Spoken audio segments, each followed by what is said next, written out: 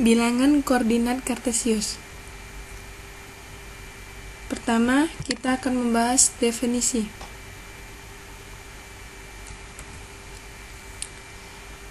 Sistem koordinat kartesius pada bidang dua dimensi dibentuk oleh dua garis bilangan real, yaitu garis horizontal dan garis vertikal, yang saling berpotongan tegak lurus di titik nol dari setiap garis tersebut.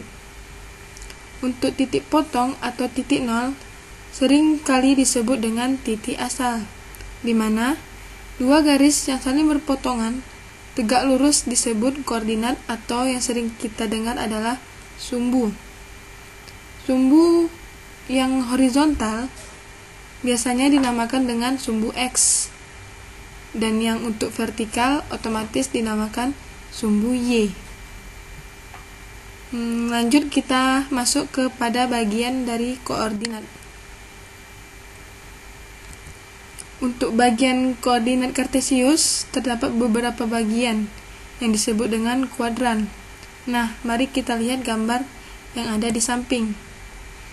Di sini ada gambar koordinat kartesius, di mana terdapat 4 kuadran. Kuadran pertama terletak di kanan atas, kedua terletak di atas kiri, ketiga kiri bawah, dan keempat kanan bawah.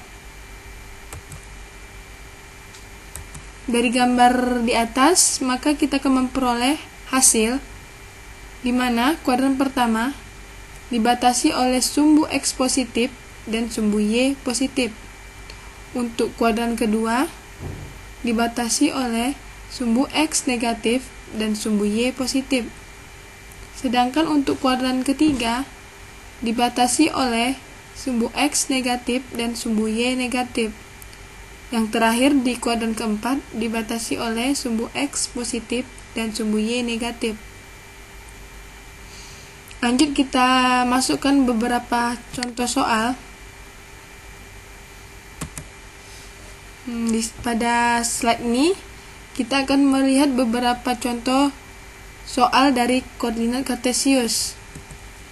Mari kita lihat seksama contoh bidang koordinat kartesius yang ada di sebelah kiri, gambar yang ada di sebelah kiri. Dengan memakai bidang koordinat, letak suatu titik atau benda akan ditentukan oleh pasangan koordinatnya. Misal, di sini ada titik yang berwarna merah. Titik berwarna merah ini terletak pada koordinat -3 dan 1. Sedangkan untuk koordinat yang berwarna biru, titik yang warna biru terletak pada koordinat -1,5 dan -2,5. Untuk yang terakhir, titik yang berwarna hijau terletak pada koordinat 2 dan 3. Lanjut, contoh selanjutnya itu untuk menggambar garis lurus atau grafik fungsi linier. Pertama yang harus kita perbuat adalah untuk membuat daftar. Di sini telah saya sediakan sebuah daftar X dan Y serta titik-titik yang menghubungkannya.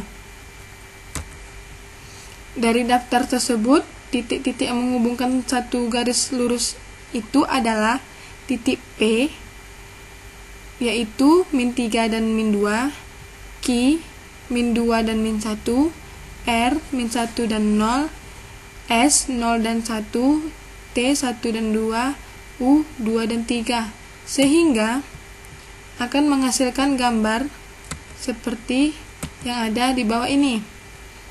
Untuk yang A,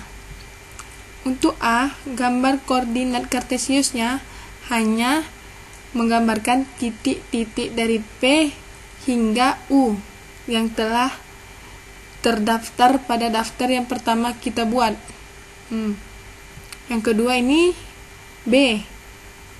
Di B terlihat jelas garis lurus yang menghubungkan dari P sampai U, yang kita inisialkan di sini sebagai K.